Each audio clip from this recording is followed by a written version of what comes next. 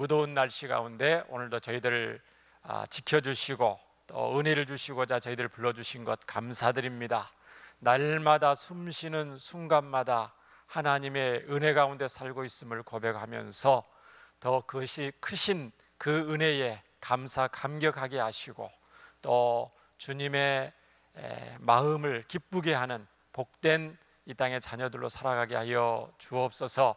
이 시간 하나님의 마음을 알기를 원합니다. 주님의 마음과 또 서로 상통하는 복된 주의 백성들로 살게 하여 주옵소서. 부족한 자를 불쌍히 여기시고 하나님의 말씀을 바르게 수종들 수 있도록 붙잡아 주옵소서. 예수님 이름으로 기도합니다. 아멘. 자, 스크린을 먼저 띄워주시면, 자, 계속해서 오늘 예수님을 닮아가는 길인데요. 부제를 단다면은 그림 하나 띄워주시면 방송실 성화에 대한 성경적인 원리를 하려고 그러는데 너무 어려운 것 같았고, 예수님을 닮아가는 길, 이게 쉬운 표현이거든요. 그림 하나 띄워주셔요. 그림이 좀 작네요, 그죠? 크면 좋은데 보이셔요? 다 보이시죠? 예전 여러 번 봤던 그림이니까.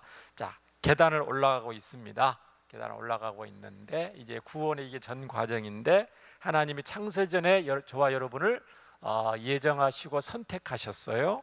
그리고 그 하나님이 부르신 선택 가운데 때가 되어서 하나님이 저와 여러분을 부르셨어요. 그리고 거기에 반응을 하고 또 우리가 거듭나서 믿음을 갖게 됐고, 하나님이 우리를 의롭다고 칭해 주셨고 하나님의 자녀로 삼아 주셨어요. 이게 이제 단번에 일어나는 거거든요. 예수님을 인격적으로 구주로 영접할 때 이 단번에 일어난 건데, 좀 자세하게 지금 살펴보고 있는 중입니다. 우리가 지난주에 봤던 대로 오늘은 이제 성화는 두 번째 시간인데, 한번 기억을 되살려보기 위해서 정의를 한번 보겠습니다. 성화는 뭐냐면 지금 저와 여러분이 이 성화의 길을 갖고 있는 겁니다. 자, 하나님의 자녀로 하여금, 저와 여러분이 이제 양자 하나님의 자녀가 됐잖아요. 하나님의 자녀로 하여금 점점 더 죄로부터는 멀어지고 삶 속에서, 삶 가운데서 그리스도 예수님을 닮아가도록 하는 하나님과 사람의 점진적인 일이다. 그러니까 성화는 하나님의 일이면서 저와 여러분의 일이에요. 칭의는 전적으로 하나님, 구원받고 의롭다함을 받는 것은, 하나님의 자녀 삼아 주신 것은 전적인 하나님의 일이기 때문에 그것이 은혜라고 우리가 표현을 하죠. 우리가 한 건 없어요. 우리 사실 우리 믿음도 선물이거든요. 주 예수를 믿으라, 우리가 믿어야 된다 하는데 그게 억지로 안 믿어지잖아요. 그냥 그게 믿음도 선물인데, 이 성화는 이제 또 다릅니다. 구원받은 하나님의 자녀들은 하나님이 성화를 이루어 가시는데, 말은 성화지만 글자 그대로 거룩하게 하신다는 거죠. 누가 거룩하신 분이에요? 우리 하나님 아버지가 거룩하신 분이니까 저와 여러분이 하나님의 자녀라면 하나님을 닮도록 하시는 거예요. 여기에 모든 하나님의 관심사가 있다고 그랬어요. 최대 관심사. 그러니까 성화는 다른 말로 예수님을 닮아가는 거, 점점 닮아가는 거. 이게 구원받은 하나님의 자녀들에 대한 하나님의 지대한, 그러니까 최우선에 있는, 최꼭대기에 있는 하나님의 목표예요. 그러면 어떻게 되겠습니까? 구원받은 하나님의 자녀들에 대한, 저와 여러분에 대한 최대 관심사가 뭐라고요? 성화인데, 그 성화가 뭐라고요? 누구를 닮아가는 거예요? 그리스도 예수님을 닮아가는 것에 대해서 하나님이 최대 저와 여러분을 관심사예요. 하나님의 관심사예요. 이게 무슨 말이냐면은, 저와 여러분을 모든 것을 예수님 닮도록 하시기 위해서 저와 여러분에게 문제도 주고 사건도 주고 좋은 일도 주고 굳은 일도 주고 모든 것들을 예수님을 닮게 하는데 하나님은 첫 번째 최고의 우선순위라는 거예요. 그러면 우리의 최대 관심사도 뭐 해야 되겠어요? 우리가 정말 하나님의 자녀라면, 하나님을 사랑한다면, 구원받는 성도가 맞다면 저와 여러분의 최대 관심사도 먹고 마시고 놀러 가려고 그런 것보다도 더 우선순위가 뭐냐면은 예수님을 닮아가는데 저와 여러분도 최대 관심을 둬야 됩니다. 아까 정의에서 성화는 하나님과 사람의 점진적인 일이다 그랬습니다. 그러면 성화를 이루어가는 데 있어서 우리가 하나님의 자녀가 예수님을 닮아가도록 하는 데 있어서 하나님의 역할이 있고요, 저와 여러분의 역할도 있다는 거예요. 그러니까 하나님이 하실 일이 있고 성도도 해야 될 일이 있다는 거예요. 자, 그러면 먼저 성화를 이루시는 우리 삼위 하나님의 역할에 대해서 살펴보도록 하겠습니다. 우리는 여기 있는 분들은 굉장히 신앙이 좋으신 분들이기 때문에 그냥 하나님 하지 않습니다. 하나님도 성부가 있고 성자가 있고 성령 하나님이 계셔요. 그러니까 디테일하게 우리는 살펴봐야 될 줄 믿습니다. 먼저 하나님 아버지의 역할입니다. 자, 하나님 아버지가 하나님의 자녀들을 예수님 닮도록 성화되도록 하시는 역할, 하나님 아버지의 역할에 대해서 굉장히 성경에 많이 나와 있는데 딱 한 구절 찾아보겠습니다. 히브리서 12장 5절부터 12절입니다.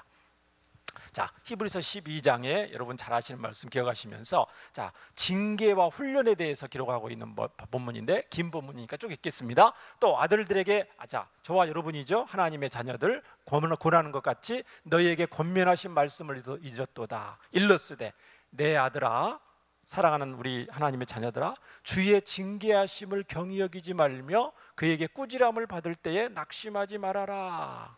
주께서 그 사랑하시는 자를 어떻게 해요? 징계하시고 그가 받아들이시는 아들마다 채찍질하심라 하였으니 너희가 참음은 징계를 받기 위함이라. 하나님이 아들과 같이 너희를 대우하시나니 어찌 아버지가 징계하지 않는 아들이 있으리요. 징계는 다 받는 것이거늘 너희에게 없으면 사생자여 친아들이 아니니라. 너무너무 당연하다는 거죠. 또 우리 육신의 아버지가 우리를 징계하여도 공경하였거든. 하물며 모든 영의 아버지께 더욱 복종하여 살게 하지 않게. 모든 영의 아버지가 누구예요? 하나님 아버지를 말하는 거예요. 하나님 아버지가 하나님의 자녀들을 이제 징계하시고, 이 징계란 말은 잘못한 것을 이렇게 꾸짖는다 그런 뜻도 있지만 훈련하시는 거예요. 훈련. 영어로 디사이플런이거든요. 하나님의 자녀들을 훈련하는 거예요. 잘못하면 꾸짖기도 하지만 잘하면 더 잘할수록 훈련하는 거죠. 자, 세상의 아버지들은, 부모들은 잠시 자기의 뜻대로 우리를 징계하였거니와 오직 하나님 아버지는 우리의 유익을 위하여, 자 보세요, 하나님 우리를 징계하시고 훈련하는 목적이 우리의 유익을 위함인데, 그 유익이 뭐냐면 그의 거룩하심에 참여하게 하시느니라. 굉장히 중요한 부분, 이것 때문에 그런 겁니다. 자, 하나님 아버지가 거룩하기 때문에 하나님의 자녀들도 거룩하도록, 성화되도록, 예수님을 닮아가도록 이 하나님의 거룩함에 참여하시기 위해서 하나님의 아버지가 하는 방법이 뭐라고요? 징계하고 훈련하신다는 거예요. 저와 여러분은 이 땅에 사는 동안 하나님의 이 훈련, 징계를 피할 수가 없습니다. 하나님이 저와 여러분을 너무너무 사랑하시기 때문에 그렇습니다. 하나님을 닮아가도록 하시기 위해서 하시느니라. 11절입니다. 자, 징계가 당시에는 즐거워 보이지 않고 슬퍼 보이고, 왜 하나님 나에게 힘든 이고 고통을 주십니까? 저는 하나님의 자녀인데요, 하나님의 아들 딸인데 왜 이런 문제가 막 슬퍼 보이잖아요. 그로 말미암아 훈련이죠. 연단 받은 자들은 의와 평강의 열매. 자, 나중에도 설명할 건데 의와 평강의 열매는 이 성령의 열매거든요. 성화를 시키고 하나님 목적이에요. 성화, 의와 평강의 열매, 성령의 열매. 성품적으로는, 인격적으로는 예수님의 인격을 담도록 하는 거예요. 예수님의 성품을 담도록 하시기 위해서, 하나님 아버지를 담도록 하시기 위해서 이런 징계와 훈련을 누가 주시냐면 성부 아버지, 하나님 아버지께서 저와 여러분에게 주신다.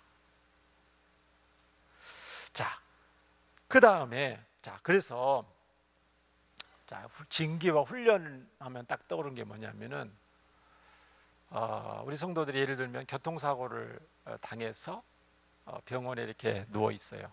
최근에도 다리를 다치셔서 병원에 입원해 계신 우리 집사님을 한 분을 신방한 적이 있는데, 기부스를 딱 하고 다리를 올리고 계셔.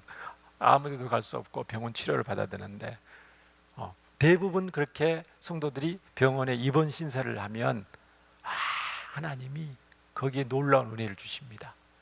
너무 분주하게 세상 일에 했는데 어디 가지도 못하고 병원에 누워서 말씀 읽고 기도하고 자기 삶을 돌아볼 수 있도록 하시는 것을 볼 수가 있습니다.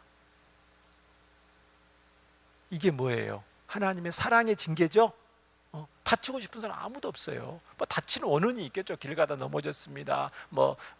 차 사고가 났습니다. 여러 가지 있겠지만 그 이면에 하나님이 그 사건을 통해서 우리 성도들을 우리 훈련하시고 자신을 돌아보게 하시고, 그래서 여러분 예를 들면 그러니까 우리 성도들은 굉장히 그 유익이 되는 거예요. 그런 순간이.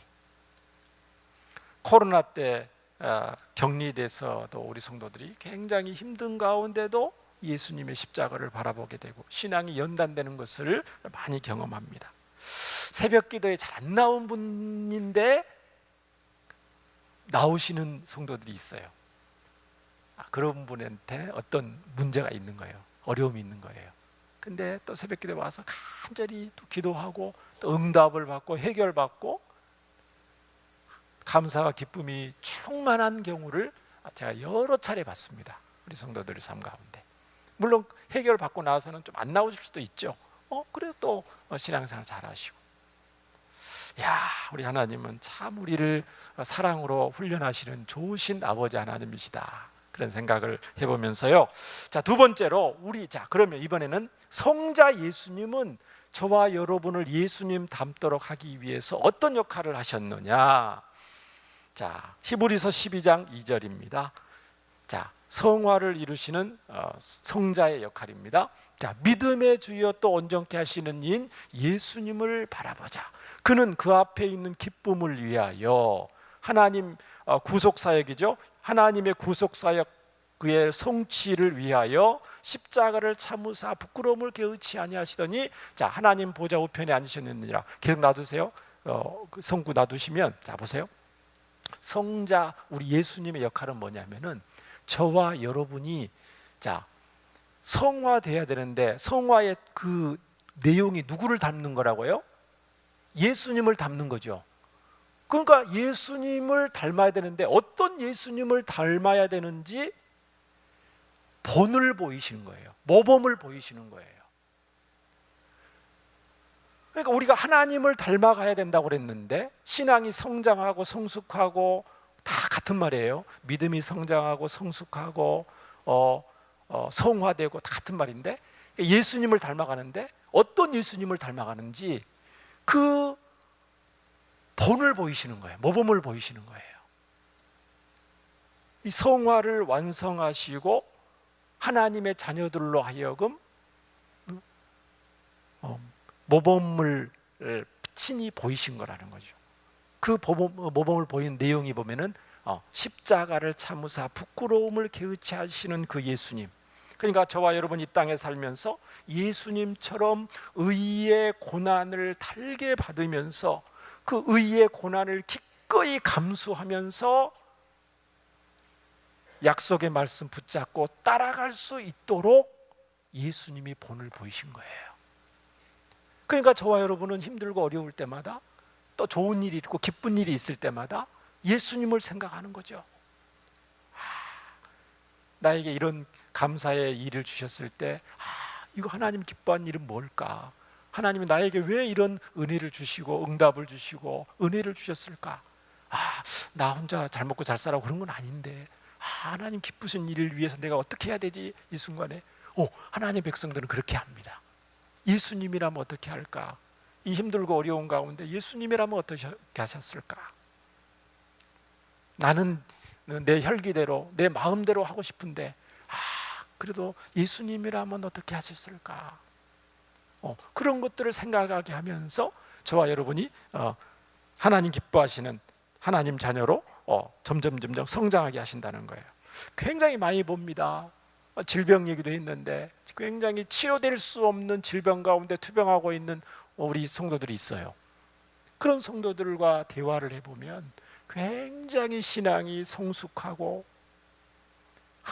그 마음 가운데 하나님을 사랑하는 마음이 뜨겁게 불타오르는 것을 볼 수가 있습니다. 오히려 평탄하고 형통한 성도들보다 굉장히 고난 중에 있는 성도들이 믿음이 굉장히 탁월한 것을 볼 수가 있습니다. 하나님이 하시는 일이죠. 그리고 무엇보다 저와 여러분을 성화하게 만드시는 분이 성령 하나님이시거든요. 우리 안에서 우리를 변화시키고 우리를 성화시키는데, 예수님을 닮아가는데 가장 주도적인 역할을 하시는 분이 누구냐면은 저와 여러분 안에 계시는 성령님이십니다. 자, 이 성령님이 우리를 거룩하게 하시는데 데살로니가 후서 2장 13절에 보면 이렇게 돼 있어요. 자, 주께서 사랑하시는 형제들아, 우리가 항상 너희에 관하여 마땅히 하나님께 감사할 것은 하나님이 처음부터 너희를 택하사 성령의 거룩하게 하심과, 저와 여러분을 여기서 거룩하게 하신다는 말이 무슨 말이에요? 예수님 닮게 하신단 말이에요. 성령 하나님이 저와 여러분을 예수님 닮게 하신다는 거예요. 자, 그리고 갈라디아서 5장 22, 23절에 우리가 잘 아는 말씀이죠. 자, 오직 성령의 열매는, 저와 성령 충만하면, 말씀 충만하면 예수님 닮아가는 거 다 같은 말이에요. 그런 예수님을 닮아가면, 자, 사랑과 희락과 화평과 오래 참음, 성령의 9가지 열매를 맺는데, 이 내용이 전부 무슨 내용이냐면 누구의 마음을 담는 거예요? 다 예수님의 성품을 다 일일이 말하는 거예요. 사랑과 기쁨과 화평과 오래 참음, 자비, 양선, 충성, 온유, 절제, 이게 전부 예수님의 성품을 담는 겁니다. 성경이 얼마나 이렇게 통일성이 있는지 모르겠어요. 자, 이제 성부, 성자, 성령님이 이렇게 하시는데, 그러면 저와 여러분은 무슨 역할을 해야 되느냐? 성화를 위해서. 자, 성화되기 위한 성도의 역할, 첫 번째 역할은 뭐냐면은, 자, 로마서 6장 13절에 대표적으로 이런 말이 있습니다. 자, 저와 여러분 어떻게 해야 되냐면, 우리의 지체를 불의의 무기로 죄에게 내주지 말고 오직 너희 자신을 죽은 자 가운데서 다시 살아난 자 같이 하나님께 우리의 지체를 드리라 말이 나오죠. 너희 지체를 의의 무기로 하나님께 드리라. 이게 무슨 말이냐? 하나님께 드리란 말은 무슨 말이냐면 하나님을 의지하라라는 말이거든요. 드리라. 하나님, 우리의 지체를 하나님께 드리라. 또 계속해서 로마서 12장 1절을 보시면, 자 보세요. 그러므로 형제들아, 내가 하나님의 모든 자비하심으로 너희를 권하노니 너희 몸을 하나님이 기뻐하시는 거룩한 산 제물로 드리라. 또 나오죠? 드리라. 하나님께 드리라. 이것이 너희들의 영적 예배니라. 하나님을 의지하라는 말에서 이거를 다른 말로 뭐라 하냐면은 성도가 성화를 위해서 예수님 닮기 위해서 해야 될 소극적인 역할이라고 합니다. 성도는 자기가 하려고 하지 말고 우리의 삶 전체를, 우리의 지체를, 죄의 소욕을 성령 하나님을 의지해서 하나님께 드리라. 이런 성경이 굉장히 많거든요. 그래서 예전에 굉장히 이런 말을 설교에 많이 나왔어요. 너가 하려고 하지 말고 하나님께 드리라, 하나님께 맡기라, 하나님을 의지하라. 그런 말을 많이 했는데, 이 말은 성화에 있어서 강조돼야 되지만 반만 얘기하는 거예요. 하나님을 의지하는 건 맞아요. 성령을 의지하는 건 맞아요. 그렇다고 해서 아무것도 안 하고 그냥 의지만 한다, 이 말이 성도들이 오해할 수 있기 때문에, 자, 두 번째 우리가 힘써야 될, 성화를 위해서 성도가 꼭 기억해야 될 게 뭐냐면은, 자, 적극적인 역할이 있습니다. 자, 로마서 8장 13절입니다. 성화되기 위한 성도의 적극적인 역할이 뭐냐면은 로마서 8장 13절, 오늘 본문 읽었던 겁니다. 자, 너희가 육신대로 살면 반드시 죽을 것이로되, 자 보세요, 영으로서, 성령으로서 몸의 행실을 죽여라, 이렇게 나와요. 죽이라. 성령으로서 몸의 행실을 죽이라. 그러니까 이게 무슨 말이냐면은, 우리의 죄의 소욕이 많잖아요. 몸에 하고 싶은 대로 그게 많잖아요. 부패하고, 구원받았지만 부패하고 타락한 본성대로 하고 싶을 때가 너무너무 많잖아요. 이거를 우리가 물리쳐야 되는데, 죄는 점점 멀리하고 예수님을 닮아가는 것이 우리의 최대의 이 신앙의 목표인데, 그게 나의 힘으로 안 되니까 성령의 힘으로 해야 돼요. 그러니까 성령님을 의지해야 돼요. 우리 입장에서 성령님을 의지해야 돼요. 그런데 여기서 보면은, 로마서 8장에서 보면 주어가 뭐예요? 주어가 너희가 살리니, 죽이면, 죽이라. 주어가 누구예요? 너희가죠? 너희가 성령으로 몸의 행실을 죽이라, 이런 뜻이거든요. 그러니까 주어가 뭐냐면은 성도가 주어예요. 이 본문에는 아까 말했던 것처럼 너희 지체를 하나님께 드리라 할 때는 성령 하나님이 주체가, 주어가 되는데, 이런 성경 구절도 많다는 거예요. 성도가 주어예요. 성령 하나님을 의지해서 몸의 행실을 죽이는 사람이 누구예요? 누가 몸의 행실을 죽여야 돼요? 우리 자신이, 성도가 성령님을 의지해서 죄 짓고자 하는 그런 마음을, 화내고자 하는 마음을, 내 마음대로 하고자 하는 그 육신의 소욕을 누가 죽여야 되냐면은 우리가 죽여야 돼요. 내가. 그래서 영으로서 몸의 행실을 죽이라, 너희가 죽여라, 이렇게 성경에 나와 있어요. 이게 성도가 성화에 있어서 적극적인 역할을 하라는 성경의 본문들입니다. 이런 본문들이 굉장히 많습니다. 대표적으로 이런 본문 때문에, 자, 재밌는 초대교회 역사가 있어요. 초대교회에 초대 교부 중에서, 알렉산드리아 교부 중에서 오리겐이라는 교부가 있는데, 유명한 우리 신앙의 선배가 있는데, 이분은 이런 말씀들을 굉장히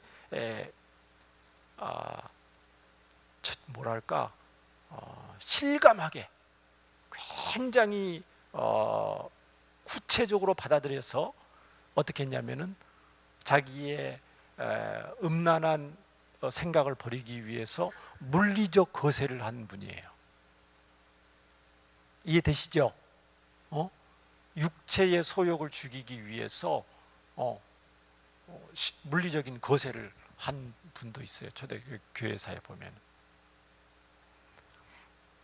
빌립보서 2장 12절에 보면은 또 이런 말씀이 있어요. 여러분 잘 아는 말씀이죠. 그러므로 나의 사랑하는 형제들아, 나 사랑하는 자, 너희가 나 있을 때뿐만 아니라 더욱 지금 나 없을 때도 항상 복종하여. 누가 복종하는 거예요? 성도가 복종하는 겁니다. 하나님께. 두렵고 떨림으로 영적 긴장 상태를 항상 유지하면서 깨어서 뭐를 해요? 너희 구원을 이루라. 그래, 굉장한 말씀이거든요. 이미 구원 받았는데 구원을 이루라. 구원이, 아까 말했던 구원의 서정이 아직 끝나지 않았다는 거예요. 그런 의미에서 우리는 이미 구원 받았지만 계속해서 구원을 받아야 돼요. 하나님 나라 갈 때까지, 하나님 나라 가야만 구원이 완성이 돼요. 하나님 나라 가서도 예수님이 재림하셔서 우리의 죽은 육신의 몸이 부활해야만 이 하나님의 구원의 전체가 완성이 됩니다. 아직 남아 있어요. 그러니까 너희 구원을 이루라 할 때 이 이루라는 이 힘써 성취하라는 그런 원어적인 뜻이 있는데, 시제가 뭐냐면은 명령형이에요. 또 현재 시제예요. 계속해서 중단하지 말로 너희 구원을 계속해서 힘써서 성취하라, 그런 말이거든요. 아직 구원이 완성된 거 아니기 때문에 너희들이 두렵고 떨림으로 이 땅에 살 동안 너희가 이미 구원받은 것을 끝까지 완성해라, 그런 뜻이에요. 이 명령형이에요. 누가 해야 되는 거예요? 저와 여러분이 해야 되는 거예요. 그럴 때 예수님을 점점 닮아갑니다. 신약의 성경에는 성화의 지름길은 없어요. 예수님을 빨리 닮아가는 지름길은 없다고 말합니다. 신앙의 선배들이 했던 것처럼 한 걸음 한 걸음씩 가야 돼요. 말씀을 읽고 늘 깨어 기도하고 아름다운 성도들과 같이 공동체를 이루고 서로 사랑하고 교제하고 또 예배하고, 이런 작은 일들이 쌓이고 쌓여서 점점 예수님 닮아가지 벼락치기로 되질 않습니다. 예수님 닮아가는 거는 그런 것들을 꾸준히 정말 예수님 사랑하는 마음으로 하면 신앙이 빨리 성숙한 사람이 있습니다. 그걸 게을리하면 10년, 20년, 30년 해도 예수님을 덜 닮아가는 성도가 있어요. 신앙의 연수하고는 상관이 없습니다. 직분과도 크게 상관은 없습니다. 그러나 이제 신앙의 연수가 오래되고 또 직분이 있는 분들이 또 그런 훈련을 많이 하나님이 하시기 때문에 일반적으로는 예수님 더 많이 닮아가는 건 맞지만 꼭 정비례하는 건 아니에요. 제가 하나 말씀을 마치려고 합니다. 우리 한국 교회사에 보면은 그런 프레드릭 밀러라는 선교사님이 1866년에 미국 펜실베니아에서 태어나셔 의사의 아들로 태어났습니다. 선교사님이에요. 의사의 아들로 태어났기 때문에 굉장히 부유하거든요. 잘 살 수 있는데 복음이 없는 조선을 위해서 결혼을 하시고 한국에 26살에 한국에 와서 서울에서 또 충청 지역에서 특별히 복음을 전하신 우리 선교사님입니다. 6년 만에 한국에 와서, 선교사님 부부가 와서 26살에 한국에 왔다고 그랬죠. 6년 만에 아들을 낳아요. 그런데 한국의 위생 상황과 환경이 너무 열악해서 8개월 만에 첫째 아들이 세상을 떠납니다. 너무 마음이 아프겠죠. 그래서 선교사님 부부가 조금 이제 상처가 치유될 만해서 한 3년 만에 또 사모님이 아기를 갖습니다. 그래서 아기를 가져서 딱 낳는데 하루 만에 또 죽은 거예요.